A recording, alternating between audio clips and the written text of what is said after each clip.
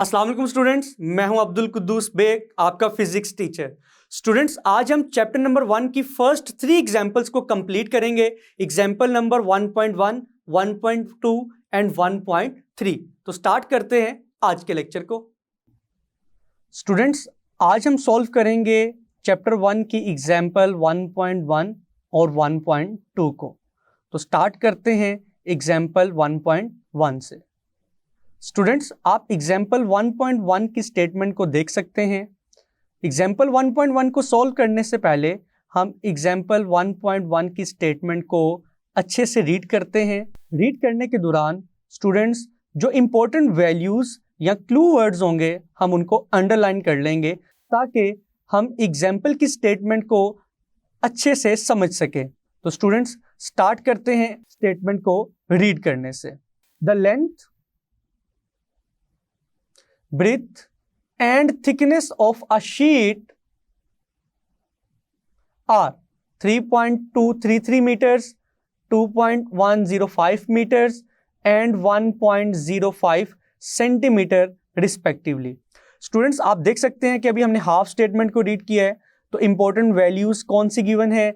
Just imagine students के आपके पास एक शीट है जिसकी लेंथ है 3.233 मीटर्स, ब्रीथ है 2.105 मीटर्स, लेकिन उसकी थिकनेस है 1.05 सेंटीमीटर। तो स्टूडेंट्स, आप नोट कर सकते हैं कि लेंथ और ब्रीथ तो लेंथ के SI यूनिट्स मीटर्स में गिवन है, लेकिन thickness of the sheet is given in centimetres. तो स्टूडेंट्स, सेंटीमीटर्स को हम किस में कन्वर्ट करेंगे? मीटर्स में। नाउ स्टेटमेंट को कंप्लीट करते हैं। Calculate the volume of the sheet. Okay, इस एग्जाम्पल में हम शीट का वॉल्यूम कैलकुलेट करेंगे, but up to the appropriate significant figures. Students, इसका मतलब यह है कि आपका जो फाइनल आंसर है उसमें सिग्निफिकेंट फिगर्स अप्रोप्रिएट होने चाहिए। इसको फर्दर अंडरस्टैंड करने के लिए हम सबसे पहले शीट का वॉल्यूम कैलकुलेट करते हैं। स्टूडेंट्स, एग्जाम्पल्स को सॉल्व करने से पहले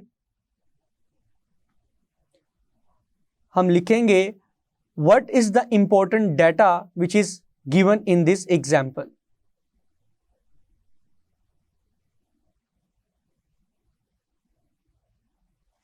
स्टूडेंट्स, अगर आपने फर्स्ट अटेम्प्ट में ही एग्जाम्पल की स्टेटमेंट और न्यूमेरिकल की स्टेटमेंट को रीड करने के दौरान इंपॉर्टेंट वैल्यूज को अंडरलाइन कर लिया है, तो देन आपको पूरी स्टेटमेंट पढ़ने की जरूरत नहीं है।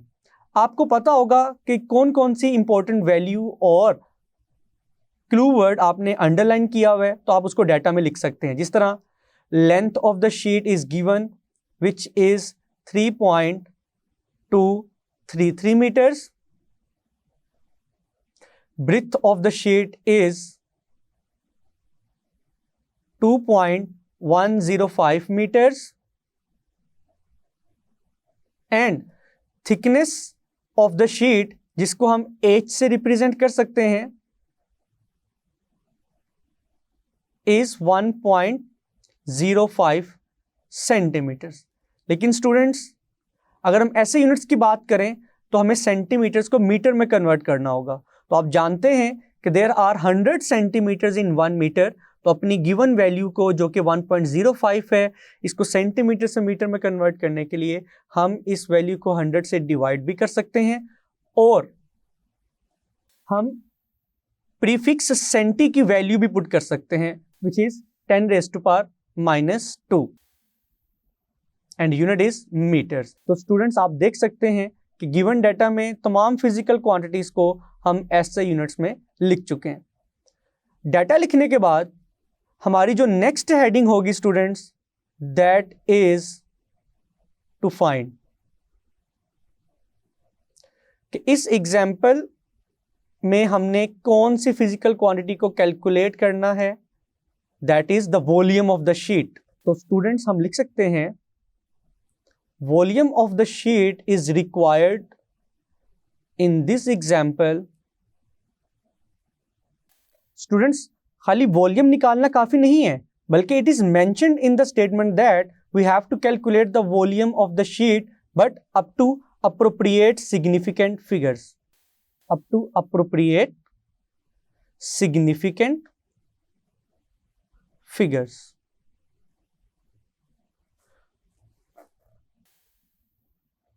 नाउ स्टूडेंट्स, हमारी नेक्स्ट हेडिंग होगी फॉर्मूला, कि इस एग्जाम्पल में वॉल्यूम को कैलकुलेट करने के लिए हम किस फॉर्मूला का इस्तेमाल करेंगे। स्टूडेंट्स, जैसा कि आपको मालूम है, वॉल्यूम ऑफ अ शीट और a cube will be equal to length multiply by breadth multiply by height. Students, sheet का वॉल्यूम कैलकुलेट करने के लिए हम शीट की तीनों डायमेंशंस को मल्टीप्लाई करेंगे। एग्जाम्पल को सोल्व करने के लिए हमारी फाइनल हेडिंग होगी सॉल्यूशन। स्टूडेंट्स, शीट का वॉल्यूम कैलकुलेट करने के लिए हम शीट की लेंथ, ब्रेड्थ और थिकनेस को इक्वेशन 1 में पुट करेंगे। तो आप लिख सकते हैं, by putting the values in equation 1, equation 1 में वैल्यूज पुट करने से लेंथ की वैल्यू है 3.233 मीटर्स मल्टीप्लाई बाय ब्रेड्थ की वैल्यू है 2.105 metres multiply by 1.05 into 10⁻⁻² metres. Students, आप वैल्यूज के यूनिट्स को साथ भी लिख सकते हैं और आप फाइनल आंसर के साथ भी एक ही मर्तबा यूनिट की वैल्यू लिख सकते हैं। स्टूडेंट्स, जब हम लेंथ, ब्रेड्थ और थिकनेस की वैल्यूज को मल्टीप्लाई करेंगे तो हमारा फाइनल आंसर आएगा 7.14573825 into 10⁻⁻² and the unit of the volume is metre cube. जैसा कि आपको मालूम है, लेंथ का यूनिट भी मीटर्स, ब्रेड्थ का यूनिट भी मीटर्स एंड थिकनेस का यूनिट भी मीटर्स। तो जब तीनों यूनिट्स को मल्टीप्लाई करेंगे तो हमारा फाइनल यूनिट आएगा मीटर क्यूब। स्टूडेंट्स, हमने शीट का वॉल्यूम तो कैलकुलेट कर लिया, लेकिन अब यहां पर अप्रोप्रिएट सिग्निफिकेंट फिगर्स का मतलब क्या है। स्टूडेंट्स, याद कीजिएगा, हम अपने प्रीवियस लेक्चर में जब हमने सिग्निफिकेंट फिगर्स वाले टॉपिक को कंप्लीट किया था तो उसमें लास्ट जो पॉइंट था, लास्ट रूल क्या था कि जब भी हम वैल्यूज को मल्टीप्लाई या डिवाइड करवाएंगे तो हमारे फाइनल आंसर में कम से कम उतने सिग्निफिकेंट फिगर्स होने चाहिए जितने गिवन डाटा में जो वैल्यूज में कम से कम सिग्निफिकेंट फिगर्स होंगे। फॉर एग्जाम्पल स्टूडेंट्स, अगर मैं अपने आंसर की बात करूं तो there are total 9 significant figures. लेकिन स्टूडेंट्स, अगर डाटा की बात की जाए तो डाटा में there are 3 physical quantities length, और लेंथ में कितने सिग्निफिकेंट फिगर्स हैं स्टूडेंट्स? 4। अगर ब्रेड्थ की बात की जाए there are again 4 significant figures. अगर थिकनेस की बात की जाए तो students there are 3 significant figures. तो स्टूडेंट्स, अगर मैं आपसे पूछूं कि लेंथ, ब्रेड्थ और थिकनेस में कम से कम सिग्निफिकेंट फिगर्स कितने हैं और किस वैल्यू में है, तो आप कहेंगे sir there are minimum 3 significant figures in thickness of the sheet. तो स्टूडेंट्स, हमने देखा कि जिन वैल्यूज को मल्टीप्लाई करवाने से हमने शीट का वॉल्यूम कैलकुलेट किया है तो उन वैल्यूज में से थिकनेस के अंदर कम से कम सिग्निफिकेंट फिगर्स हैं, जो कि कितने हैं? 3। तो हमारे फाइनल आंसर में भी 9 की बजाय कितने सिग्निफिकेंट फिगर्स होने चाहिए? 3। तो स्टूडेंट्स, अब हम क्या करेंगे? अब हम एक्स्ट्रा और रिमेनिंग डिजिट्स को राउंड ऑफ या फिर ड्रॉप कर देंगे। स्टूडेंट्स, हम अपने प्रीवियस लेक्चर्स में नंबर्स को राउंड ऑफ करना सीख चुके हैं, अब वही रूल्स हम यहां पर अप्लाई करेंगे। स्टूडेंट्स, अगर मैं वॉल्यूम की वैल्यू अगेन लिखूं, that is 7.14573825 into 10⁻⁻² metre cube. तो हमारा जो लास्ट डिजिट है दैट इज 5। तो स्टूडेंट्स, हमने राउंडिंग ऑफ के कंसेप्ट में ये सीखा है कि जब भी ड्रॉपिंग डिजिट 5 हो तो 5 से पहले अगर डिजिट इवन है तो 5 को एलिमिनेट और राउंड ऑफ करने के बाद हम उससे पहले डिजिट में 1 ऐड नहीं करेंगे। तो स्टूडेंट्स, अगर हम 2 को ड्रॉप करना चाहते हैं विच इज लेस देन 5 तो हम उससे पहले डिजिट में 1 ऐड नहीं करेंगे। लेकिन स्टूडेंट्स, जब हम 8 को राउंड ऑफ करेंगे विच इज ग्रेटर देन 5 तो स्टूडेंट्स हमें उससे पहले डिजिट में 1 ऐड करना होगा, तो आपकी वैल्यूज क्या बनेंगी? तो स्टूडेंट्स आपकी वैल्यूज किस तरह से चेंज होंगी? 7.1457 और 3 में जब हम 1 ऐड करेंगे इट बिकम्स 4। नाउ स्टूडेंट्स आप देख सकते हैं कि वॉल्यूम की वैल्यू में 9 सिग्निफिकेंट फिगर्स थे, तो राउंडिंग ऑफ के बाद अब कितने सिग्निफिकेंट फिगर्स रह चुके हैं? 6। इट मीन्स दैट कि हमें फर्दर 3 डिजिट्स को राउंड ऑफ करना होगा। अगर मैं 4 को ड्रॉप करना चाहूं विच इज लेस देन 5, तो हम 7 में कुछ भी ऐड नहीं करेंगे। लेकिन स्टूडेंट्स जब हम 7 को राउंड ऑफ करेंगे, 7 को राउंड ऑफ करने के बाद विच इज ग्रेटर देन 7 को राउंड ऑफ करने के बाद विच इज ग्रेटर देन 5, हम 5 में जो कि उससे पहले लिखा गया डिजिट है 1 ऐड करेंगे, इट बिकम्स 6। तो आपका वॉल्यूम किस तरह से चेंज हो चुका है? 7.146 इंटू 10⁻⁻² मीटर क्यूब। तो स्टूडेंट्स यहां तक हमारे वॉल्यूम में total number of significant figures कितने हैं? 4। इट मीन्स दैट कि हमें एक मजीद नंबर को राउंड ऑफ करना होगा, तो लास्ट नंबर है 6। जब हम 6 को राउंड ऑफ करेंगे विच इज ग्रेटर देन 5, तो हमारा फाइनल वॉल्यूम किसके इक्वल आएगा? 7.15। जब हमने 6 को राउंड ऑफ किया तो उससे पहले डिजिट में जो कि 4 था 1 ऐड किया, इट बिकम्स 5। तो आपका फाइनल आंसर क्या आएगा? 7.15 इंटू 10⁻⁻² मीटर क्यूब और cubic metres. Now students this is the final volume of the sheet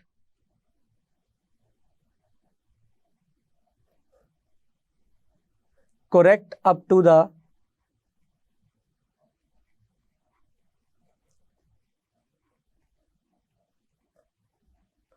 appropriate significant figures। तो स्टूडेंट्स इस एग्जाम्पल में हमने देखा कि किस तरह हमने ना सिर्फ शीट के वॉल्यूम को कैलकुलेट किया, बल्कि हमने अपने फाइनल आंसर को 9 सिग्निफिकेंट फिगर्स से 3 सिग्निफिकेंट फिगर्स में भी कन्वर्ट किया। That is the appropriate answer, क्योंकि स्टेटमेंट में ये चीज मेंशन थी कि आपने वॉल्यूम ऑफ द शीट निकालना है up to the correct appropriate significant figures. तो फिर हमने देखा कि डाटा में कम से कम किसी भी फिजिकल क्वांटिटी में कितने सिग्निफिकेंट फिगर्स गिवन हैं, that are 3 in the thickness of the sheet. तो हमारे फाइनल आंसर में भी कितने सिग्निफिकेंट फिगर्स होने चाहिए? ओनली 3। नाउ स्टूडेंट्स एग्जाम्पल 1.1 को कंप्लीट करने के बाद हम स्टार्ट करते हैं एग्जाम्पल 1.2। जी स्टूडेंट्स आप एग्जाम्पल 1.2 की स्टेटमेंट को देख सकते हैं। अगेन एग्जाम्पल 1.2 की स्टेटमेंट को रीड करना स्टार्ट करते हैं, लेकिन रीडिंग के दौरान हम अपनी इंपॉर्टेंट वैल्यूज और क्लू वर्ड्स को अंडरलाइन कर लेंगे। The mass of a metal box measured by a lever balance is 2.2 kg or kilogram. 2 silver coins of masses 10.01 grams and 10.02 grams measured by a beam balance are added to it. Means for example student, means that कि students हमारे पास एक metal का box था जिसका total mass था 2.2 kilograms, लेकिन उसी box के ऊपर हमने 2 कॉइन्स रख दी हैं, जिसमें से एक कॉइन का मास है 10.01 ग्राम्स और सेकंड कॉइन का मास था 10.02 grams. What is now the total mass of the box correct up to the appropriate precision. Students जैसा कि आपने देखा कि एग्जाम्पल 1.2 की स्टेटमेंट को ना सिर्फ हमने रीड किया बल्कि इंपॉर्टेंट वैल्यूज और क्लू वर्ड्स को हाईलाइट भी कर दिया है। तो स्टूडेंट्स एग्जाम्पल 1.2 के सॉल्यूशन को स्टार्ट करते हैं with our first heading which is given data. Dear students problem statement को रीड करने से ये मालूम हुआ कि there are total 3 masses. Mass of the box जिसको हम M1 से रिप्रेजेंट कर सकते हैं। M1 is the mass of the box which is 2.2 kilogram. Now there are 2 coins of masses 10.01 grams and 10.02 grams। तो फर्स्ट कॉइन के मास को हम रिप्रेजेंट कर देते हैं M2 के साथ which is equal to 10.01 grams and the mass of the second coin can be represented as M3 जो कि किसके इक्वल है 10.02 ग्राम्स के। स्टूडेंट्स आप देख सकते हैं कि mass of the box is given in kilograms, ये तो SI यूनिट्स में गिवन है, लेकिन 2 कॉइन्स के masses SI यूनिट्स में गिवन नहीं है, they are given in grams, तो हमें ग्राम्स को किलोग्राम में कन्वर्ट करना होगा। स्टूडेंट्स, आपको मालूम है there are 1000 grams in 1 kilogram, तो स्टूडेंट्स कॉइन्स के मैसेज को ग्राम से किलोग्राम्स में कन्वर्ट करने के लिए हम गिवन वैल्यूज को 1000 से डिवाइड करेंगे। अगर M2 के मास को 1000 से डिवाइड किया जाए, विच इज 10.01 डिवाइडेड बाय 1000, तो स्टूडेंट्स आपका फाइनल आंसर आएगा 0.01001 किलोग्राम्स। और अगर सेकंड कॉइन के मास को भी ग्राम से किलोग्राम में कन्वर्ट किया जाए, तो इस मास को भी 1000 से डिवाइड करना होगा। तो आफ्टर डिवाइडिंग बाय 1000 आपका फाइनल आंसर आएगा 0.01002 किलोग्राम्स। तो स्टूडेंट्स, आपने देखा कि हमने ना सिर्फ डाटा लिख ली है, बल्कि ऑल गिवन वैल्यूज को ऐसे यूनिट्स में भी कन्वर्ट कर चुके हैं। स्टूडेंट्स, डाटा लिखने के बाद हमारी नेक्स्ट हेडिंग होगी टू फाइंड। इस एग्जाम्पल में हमने फाइनली किस फिजिकल क्वांटिटी को कैलकुलेट करना है, दैट इज द टोटल मास। तो स्टूडेंट्स, टोटल मास को हम mt से रिप्रेजेंट कर सकते हैं, total mass of the box with 2 coins. तो टोटल मास को स्टूडेंट्स हम mt से भी रिप्रेजेंट कर सकते हैं, इट इज मिसिंग मास। लेकिन स्टूडेंट्स, इस एग्जाम्पल में खाली मास निकालना काफी नहीं है, बल्कि हमने मास को कैलकुलेट करना है up to appropriate precision. Students, इसको समझने से पहले हम total mass of the box calculate करते हैं, जिसके लिए हमें तीनों मैसेज को ऐड करना होगा। तो students, it is very simple to calculate the total mass of the box. Just we have to add the masses M1, M2 and M3. तो एक फॉर्मूला बन जाएगा, इस फॉर्मूला को हम इक्वेशन 1 का नाम भी दे सकते हैं। तो students, you can also write that by putting the values of M1, M2 and M3 in equation 1. अब हम M1, M2 और M3 की वैल्यूज को इक्वेशन 1 में पुट करते हैं।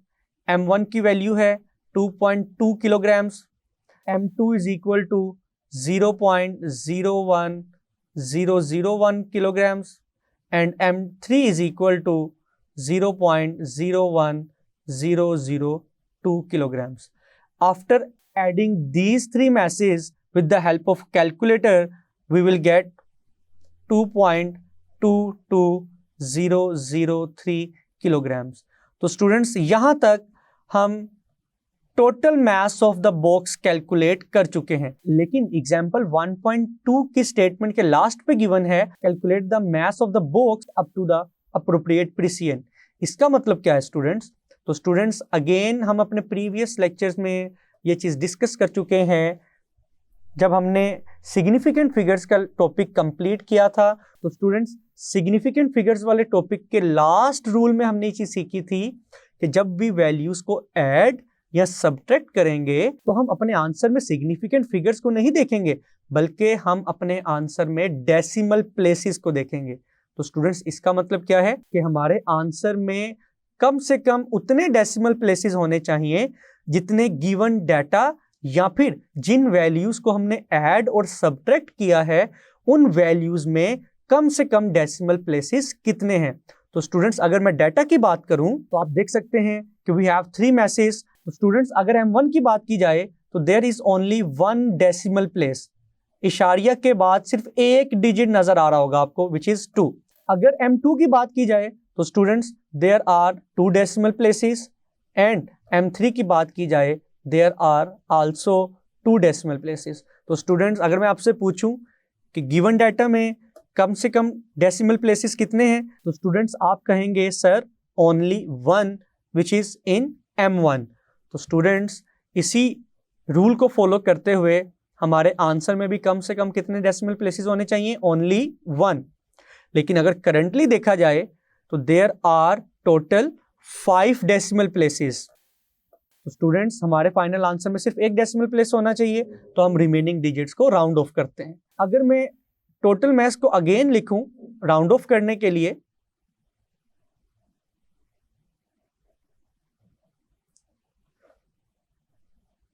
तो स्टूडेंट्स अगर मैं 3 को राउंड ऑफ करूं विच इज लेस देन 5, तो मैं 0 में 1 ऐड नहीं करूंगा। जीरोस को राउंड ऑफ करेंगे तो हम 2 में कुछ ऐड नहीं करेंगे, लेकिन अगर मैं 2 को राउंड ऑफ करूंगा तो अगेन मैं इससे पहले डिजिट में 1 ऐड नहीं करूंगा। तो स्टूडेंट्स आप देख सकते हैं कि total mass of the box up to the appropriate precision किसके इक्वल है? 2.2 kilograms। Students this will be our final answer. The mass of the box correct up to the appropriate precision.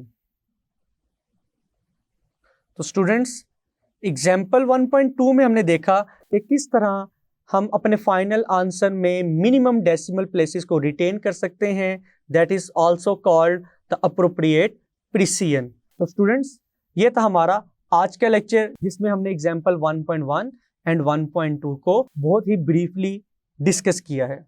The diameter and length of a metal cylinder measured with the help of a vernier calipers of least count 0.01 centimeter are 1.2 centimeter and 5.35 centimeter. Calculate the volume V of the cylinder and uncertainty in it. तो students statement को read करने के बाद हमें ये मालूम हुआ कि स्टेटमेंट में मेटल सिलेंडर का डायमीटर और लेंथ गिवन है, जिनकी वैल्यूज हैं 1.22 सेंटीमीटर एंड 5.35 सेंटीमीटर।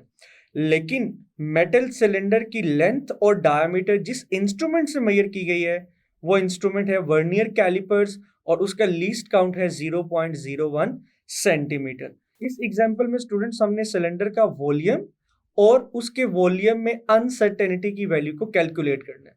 तो स्टूडेंट्स एग्जाम्पल के सॉल्यूशन को स्टार्ट करते हैं with the heading of data. जी स्टूडेंट्स स्टेटमेंट में इंपॉर्टेंट डाटा क्या गिवन है, सबसे पहले इसको राइट करते हैं। The diameter of the cylinder is given which is equal to 1.22 centimetre. After that the length of the cylinder is given which is equal to 5.35 centimeter, and it is mentioned in the statement that कि हमने length और diameter को जिस instrument से major किया है वो है वर्नियर कैलिपर्स, जिसका लीस्ट काउंट है 0.01 सेंटीमीटर। तो स्टूडेंट्स यहाँ पर आप याद रखिएगा the least count of the measuring instrument is also called absolute uncertainty और precision, जो हम प्रीवियस लेक्चर्स में डिस्कस कर चुके हैं। तो हम स्टूडेंट्स किसी भी मेजर्ड वैल्यू की अनसर्टेनिटी और प्रिसीजन को किस तरह राइट करते हैं? टू राइट द प्रिसीजन और absolute uncertainty of a measured value हम यूज करेंगे प्लस माइनस और मेजर्ड वैल्यू के बाद उस इंस्ट्रूमेंट के लीस्ट काउंट को लिखेंगे जिस इंस्ट्रूमेंट से हमने अपनी रीडिंग कैलकुलेट की है। तो डायमीटर भी हमने वर्नियर कैलिपर से कैलकुलेट किया, लेंथ भी हमने वर्नियर कैलिपर से कैलकुलेट की। तो स्टूडेंट्स हम डायमीटर और लेंथ की वैल्यू को प्रॉपर फॉर्म में लिख चुके हैं, जिसमें हमने प्लस माइनस से पहले वाली वैल्यू को लिखा that is the measured value, और प्लस माइनस के बाद में लिखी गई वैल्यू हमारे पास वर्नियर कैलिपर्स का लीस्ट काउंट है, जिसको हम एब्सोल्यूट अनसर्टेनिटी और प्रिसीजन भी कहते हैं। तो यहां पर हम लिख भी सकते हैं absolute uncertainty of the measuring instrument is absolute uncertainty of the measuring instrument is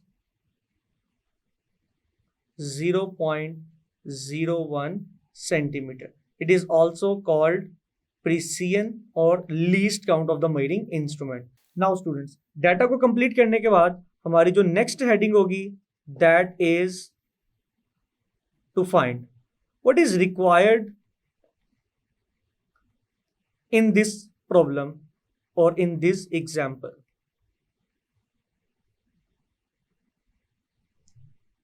So students, it is mentioned that we have to calculate the volume of the cylinder and uncertainty in it.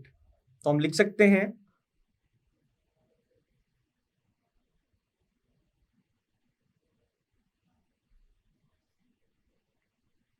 we required the volume of the cylinder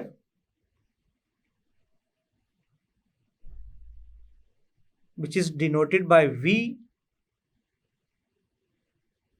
and we also need the value of the uncertainty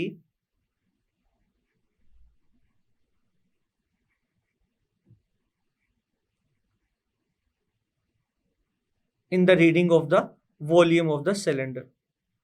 Now students, हमारी अगली heading होगी formula.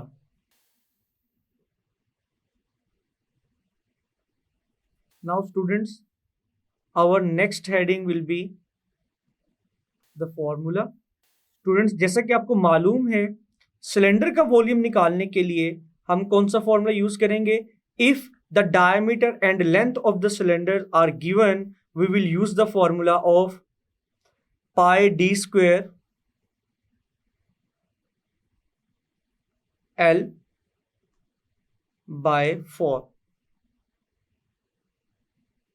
Students, volume of cylinder का formula होता है pi r square l, but in this case radius of the cylinder is not given but the diameter of the cylinder is given, and you know that, और आपको मालूम होना चाहिए कि radius is the half of the diameter. तो इसीलिए हम volume का जो एक्चुअल फॉर्मूला है वॉल्यूम ऑफ सिलेंडर का that is pi r square l, but radius की वैल्यू गिवन नहीं है, डायमीटर की वैल्यू गिवन है, और आपको मालूम है कि radius is the half of the diameter. तो जब हम रेडियस की वैल्यू को इस फॉर्मूले में पुट करेंगे तो आपका फाइनल फॉर्मूला क्या आएगा? V is equal to pi D square l by 4. Now we can state this formula as equation number 1. तो स्टूडेंट्स, वॉल्यूम कैलकुलेट करने के लिए हम इक्वेशन 1 में डायमीटर और लेंथ की वैल्यू को पुट करेंगे, and our next heading will be solution. Now students, to calculate the volume of the cylinder, we have to put the values of diameter and length in equation number 1. After putting the values, तो आप देख सकते हैं students, पाई की value क्या consider की जाती है? 3.14. The value of the diameter of the cylinder, which is the measured value, which is written in the green color and before plus minus 1.22 centimeter. It is the measured value of the diameter. और इसका square लेंगे हम. And what is the measured value of length? That is 5.35 centimetre, which is written before plus minus divided by 4. तो students, जब हम इन values को calculator की मदद से सॉल्व करेंगे तो आपका फाइनल आंसर आएगा 6.2 509,079 सेंटीमीटर क्यूब. नाउ स्टूडेंट्स, जिस तरह हमने लास्ट लेक्चर में एग्जाम्पल 1.1 में ये चीज सीखी थी कि जब भी हम वैल्यूज को मल्टीप्लाई और डिवाइड करवाएंगे तो आपके फाइनल आंसर में कम से कम उतने सिग्निफिकेंट फिगर्स होने चाहिए जितने गिवन डाटा में किसी भी वैल्यू में कम से कम सिग्निफिकेंट फिगर्स होंगे. तो स्टूडेंट्स, अगर डायमीटर और लेंथ की बात की जाए तो अगर मैं आपसे पूछूं कि there are how many significant figures in the measured value of diameter, तो आप कहेंगे sir there are total 3 significant figures. और अगर लेंथ की बात की जाए तो again there are total 3 significant figures.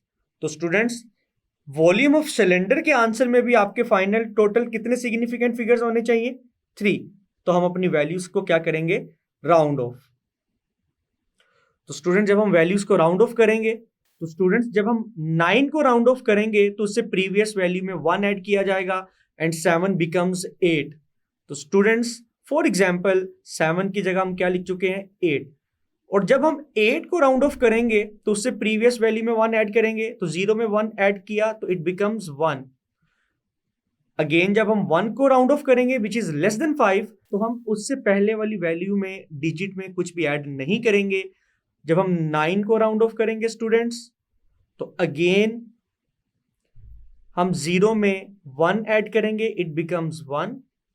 जब 1 को राउंड ऑफ किया जाएगा तो इससे पहले वाले डिजिट 5 में कुछ भी ऐड नहीं करेंगे, it will remain as it is 5।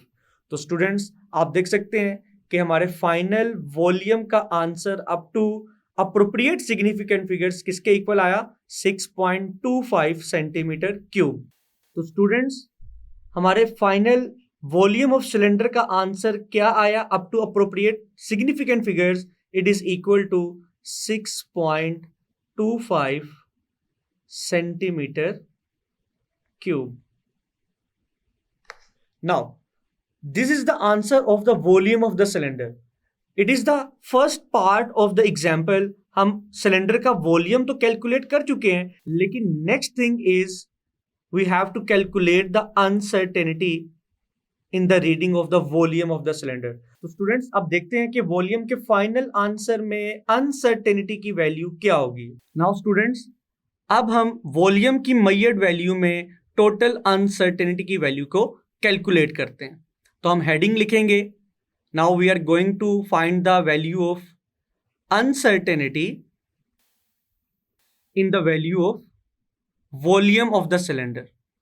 Students जैसा कि आप देख सकते हैं कि हमने वॉल्यूम की वैल्यू को diameter of the cylinder and length of the cylinder से कैलकुलेट किया है, और फॉर्मूला के अंदर हमने डायमीटर और लेंथ की वैल्यूज को मल्टीप्लाई किया है। दैट्स वाई वॉल्यूम के अंदर अनसर्टेनिटी की वैल्यू को कैलकुलेट करने के लिए हमें डायमीटर और लेंथ के अंदर परसेंटेज अनसर्टेनिटी की वैल्यूज का पता होना चाहिए। तो जिसके लिए हम स्टूडेंट्स सबसे पहले हम डायमीटर और लेंथ की परसेंटेज अनसर्टेनिटीज की वैल्यूज को कैलकुलेट करेंगे।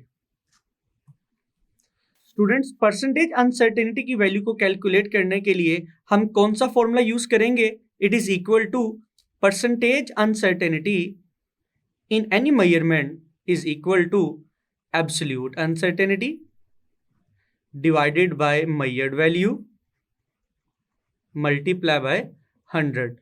स्टूडेंट्स इस फॉर्मूला को हम प्रीवियस लेक्चर्स में भी डिस्कस कर चुके हैं। तो यहाँ पर सबसे पहले हम परसेंटेज अनसर्टेनिटी की वैल्यू कैलकुलेट करेंगे in length.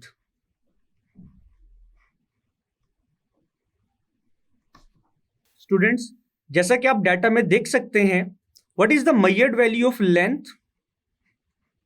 measured value of length is equal to 5.35 centimeter, and the absolute uncertainty in the value of the length is equal to the least count of the measuring instrument, which is also given, and it is equal to 0.01 centimetre. तो students अब हम इन दोनों values को equation 2 में put करेंगे। Students जब हम दोनों वैल्यूज को पुट करेंगे तो परसेंटेज अनसर्टेनिटी की वैल्यू लेंथ में क्या आएगी, percentage uncertainty in length is equal to 0.01 divided by 5.35 multiply by 100। तो स्टूडेंट्स जब हम कैलकुलेटर की मदद से इन वैल्यूज को सॉल्व करेंगे तो लेंथ के अंदर टोटल परसेंटेज अनसर्टेनिटी की वैल्यू आएगी 0.2%। नाउ स्टूडेंट्स लेंथ के अंदर परसेंटेज अनसर्टेनिटी की वैल्यू को कैलकुलेट करने के बाद अब हम परसेंटेज अनसर्टेनिटी की वैल्यू कैलकुलेट करेंगे इन डायमीटर। तो स्टूडेंट्स अब हम कैलकुलेट करने लगे हैं percentage uncertainty in diameter of the cylinder. Students again हम सबसे पहले मेंशन करेंगे what is the measured value of diameter which is given in the statement, it is equal to 1.22 centimeter, and the absolute uncertainty in the value of diameter will be the same, which is equal to 0.01 centimeter. Students यहां पर मैं again mention कर रहा हूं कि absolute uncertainty is the least count of the measuring instrument and it is also called precision. तो जो किसी भी मेजरिंग इंस्ट्रूमेंट का लीस्ट काउंट होगा हम उसी को एब्सोल्यूट अनसर्टेनिटी कहते हैं। स्टूडेंट्स इन दोनों वैल्यूज को हम इक्वेशन नंबर 2 में पुट करेंगे और हम कैलकुलेट करेंगे percentage uncertainty in diameter. Now students percentage uncertainty in diameter is equal to absolute uncertainty किसके इक्वल है 0.01 divided by the measured value of diameter which is equal to 1.22 multiply by 100। Students जब हम again in values को calculator से solve करेंगे तो आपका final result आएगा 0.8%। नाउ स्टूडेंट्स यहां तक हम लेंथ और डायमीटर दोनों वैल्यूज के अंदर परसेंटेज अनसर्टेनिटीज को कैलकुलेट कर चुके हैं। तो स्टूडेंट्स अगर हम प्रीवियस लेक्चर्स का रेफरेंस यूज करें तो याद कीजिएगा स्टूडेंट्स जब हमने फाइनल रिजल्ट्स के अंदर अनसर्टेनिटीज की वैल्यूज को कैलकुलेट करना सीखा था तो सेकंड और थर्ड केस मींस जब हम वैल्यूज को मल्टीप्लाई और डिवाइड करवाएं या फिर वैल्यूज के अंदर पावर फैक्टर आ रहा हो तो फाइनल रिजल्ट के अंदर टोटल अनसर्टेनिटी किसके इक्वल होगी। तो थोड़ा सा रिकॉल करते हैं स्टूडेंट्स जब हम वैल्यूज को मल्टीप्लाई या डिवाइड करवाते हैं तो आपके फाइनल रिजल्ट के अंदर जो परसेंटेज अनसर्टेनिटीज होती हैं वो मेजर्ड वैल्यूज की परसेंटेज अनसर्टेनिटीज को ऐड करके कैलकुलेट की जाती है। तो स्टूडेंट्स अगर हम पावर फैक्टर की बात करें मींस ऐसी कैलकुलेशन जिसमें किसी वैल्यू की पावर फाइंड की जाए तो आपके फाइनल रिजल्ट में परसेंटेज अनसर्टेनिटी कैलकुलेट की जाएगी मेजर्ड वैल्यू की परसेंटेज अनसर्टेनिटी को उस पावर से मल्टीप्लाई करवाकर। तो स्टूडेंट्स अगर मैं आपके सामने वॉल्यूम ऑफ द सिलेंडर का फॉर्मूला अगेन लिखूं तो students volume of cylinder calculate करने के लिए हमने जो फॉर्मूला यूज किया it is equal to pi D square L divided by 4। Students यहां पर आप देख सकते हैं pi is the constant 4 is also constant. तो स्टूडेंट्स वॉल्यूम की वैल्यू डायमीटर और लेंथ पे डिपेंड करती है लेकिन यहां पर डायमीटर का हमने स्क्वायर फाइंड किया देन स्क्वायर ऑफ डायमीटर को हमने लेंथ से मल्टीप्लाई किया। तो स्टूडेंट्स हम एक फॉर्मूला बना सकते हैं the final value of percentage uncertainty in volume will be equal to 2 times the percentage uncertainty in diameter plus percentage uncertainty in length।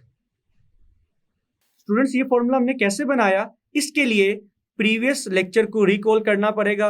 Students याद कीजिएगा हमने ये चीज सीखी थी कि जब भी वैल्यूज मल्टीप्लाई हो तो फाइनल रिजल्ट के अंदर परसेंटेज अनसर्टेनिटी मल्टीप्लाई होने वाली वैल्यूज की परसेंटेज अनसर्टेनिटीज को ऐड करके निकाली जाएगी और अगर किसी वैल्यू की पावर हो तो पावर के लिए हम उस वैल्यू की परसेंटेज अनसर्टेनिटी को उस पावर से मल्टीप्लाई करेंगे। तो स्टूडेंट्स आप देख सकते हैं कि डायमीटर का स्क्वायर होने की वजह से हम डायमीटर की परसेंटेज अनसर्टेनिटी की वैल्यू को 2 से मल्टीप्लाई कर रहे हैं और डायमीटर और लेंथ मल्टीप्लाई हो रहे हैं। That's why we are adding the percentage uncertainties of diameter and length।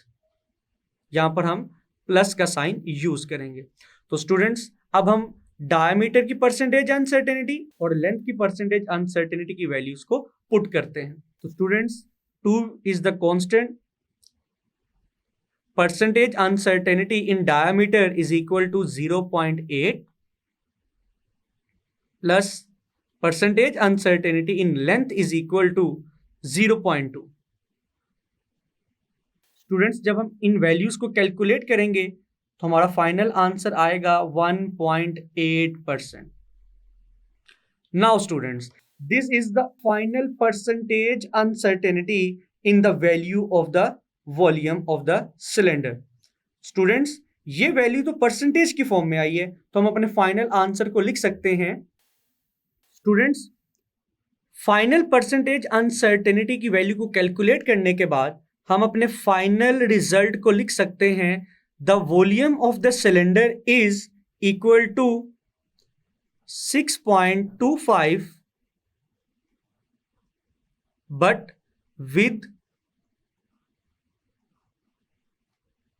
percentage uncertainty of 1.8%।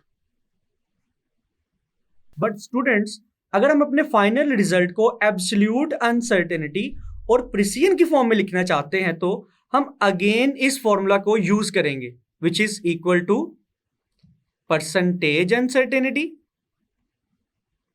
Is equal to absolute uncertainty divided by measured value multiply by 100। Students, यहां पर हम थोड़ा सा रिवर्स प्रोसेस फॉलो करेंगे। Previously हमारे पास absolute uncertainty की value भी अवेलेबल थी, मेजर्ड वैल्यू भी अवेलेबल थी। इन दोनों वैल्यूज की मदद से हमने परसेंटेज अनसर्टेनिटी की वैल्यू लेंथ की और डायमीटर की कैलकुलेट की। नाउ इन दिस केस हमारे पास वॉल्यूम की परसेंटेज अनसर्टेनिटी की वैल्यू मौजूद है, हमारे पास वॉल्यूम की मेजर्ड वैल्यू भी मौजूद है, लेकिन वॉल्यूम की एब्सोल्यूट अनसर्टेनिटी को निकालने के लिए हम इस फॉर्मूला को थोड़ा सा चेंज करेंगे। यहां पर हमारा सब्जेक्ट ऑफ द फॉर्मूला है एब्सोल्यूट अनसर्टेनिटी। तो स्टूडेंट्स, वैल्यूज पुट करते हैं। Percentage uncertainty in volume is equal to 1.8। Absolute uncertainty हमने कैलकुलेट करनी है and measured value of volume is 6.25 multiply by 100। ये हम प्रीवियस ग्रेड्स में सीख चुके हैं कि जब इक्वल के एक तरफ वैल्यू डिवाइड हो रही है तो इक्वल के दूसरी तरफ जाने से वो वैल्यू मल्टीप्लाई होगी। तो 6.25 1.8 से मल्टीप्लाई होगा, 100 इक्वल की राइट साइड पे मल्टीप्लाई हो रहा है, जब ये लेफ्ट साइड पे शिफ्ट होगा it will be divided by our values which are already present on that side. तो स्टूडेंट्स, एब्सोल्यूट अनसर्टेनिटी की वैल्यू क्या आएगी? जब हम इन वैल्यूज को कैलकुलेटर की मदद से सॉल्व करेंगे तो स्टूडेंट्स एब्सोल्यूट अनसर्टेनिटी का फाइनल रिजल्ट आएगा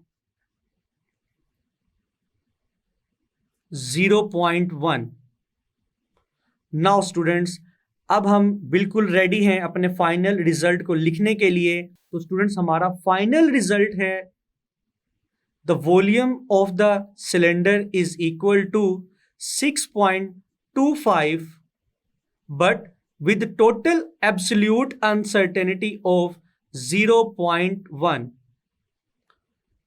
और स्टूडेंट्स, इन वैल्यूज को ब्रैकेट के अंदर इनक्लोज करने के बाद हम वॉल्यूम का यूनिट लिखेंगे which is equal to centimetre cube. Now students, this is our final answer. तो इस आंसर को अगर हम एनालाइज करें तो स्टूडेंट्स आप देख सकते हैं the value which is written before plus minus is our measured value।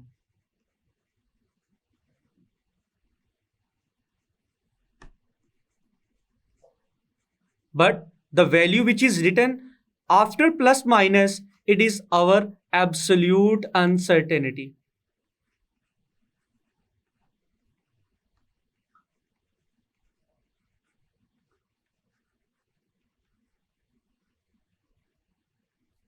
तो स्टूडेंट्स, ये थी हमारी एग्जाम्पल 1.3 जिसको हमने बहुत ही डिटेल में डिस्कस किया है। जी स्टूडेंट्स, मैं उम्मीद करता हूं कि तीनों एग्जाम्पल्स आपको बहुत अच्छे से समझ आई होंगी। इनको अच्छे से प्रिपेयर कीजिएगा। मिलते हैं नेक्स्ट लेक्चर में। अल्लाह हाफिज।